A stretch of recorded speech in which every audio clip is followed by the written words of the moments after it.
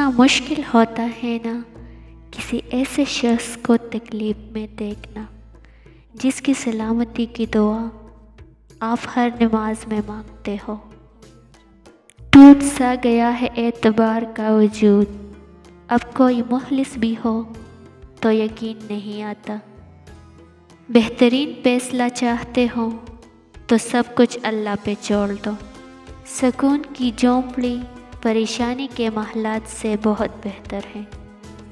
عزت سے اپنی جگہ تنہا کھڑے رہنا اس ذات سے بہتر ہے جو آپ کی عزت نفس کچل ڈالے۔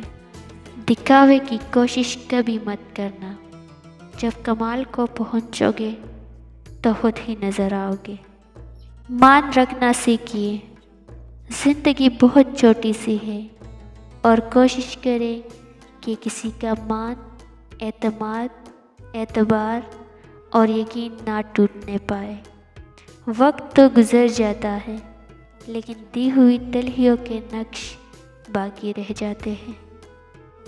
تم ہر شخص کو خوش نہیں کر سکتے، بھلے تم اپنا سکون کسی کے لیے کتنا ہی برباد کیوں نہ کر لو، پھر بھی وہ شخص تمہاری نیت یا تمہاری مخلصی میں کوئی نہ کوئی نقص نکال ہی لے گا۔ اگر دیر کا مطلب انکار ہوتا تو اللہ تعالیٰ 40 سال بعد حضرت یعقوب علیہ السلام کو حضرت یوسف علیہ السلام سے نہ ملاتا۔ بدلہ نہ لے، خراب پل از خود ختم ہو جاتے ہیں۔ کامیاب لوگ اپنے فیصلوں سے دنیا بدل لیتے ہیں، اور کمزور لوگ دنیا کے ڈر سے اپنے فیصلے بدل دیتے ہیں۔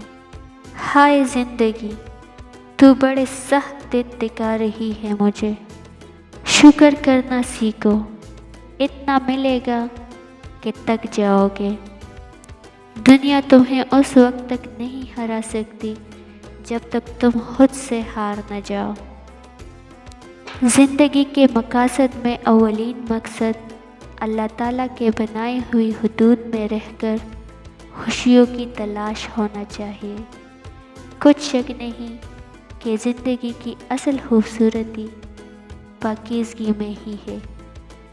سب سے خطرناک بیماری اچھی یادداشت ہے۔ جیسے جیسے عمر بڑھتی ہے انسان کی آنکھیں کمزور ہو جاتی ہیں، لیکن لوگوں کو پہچاننے کی صلاحیت بڑھ جاتی ہے۔ ہر وہ آدمی جو ضرورتوں کے وقت محبتوں کو ترک کر دیتا ہے، وہ آدمی کبھی وفاداری نہیں پائے گا۔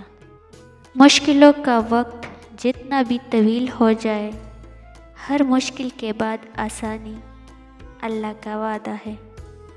حسرتیں کچھ اور ہیں، وقت کی التجا کچھ اور ہے۔ کون جی سکا اپنی زندگی اپنی مرضی سے، دل چاہتا کچھ اور ہے، ہوتا کچھ اور ہے۔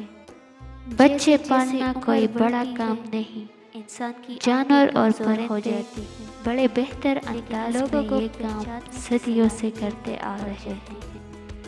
بڑا کام بچوں کی تربیت ہے، اور تربیت توجہ اور وقت مانگتی ہے۔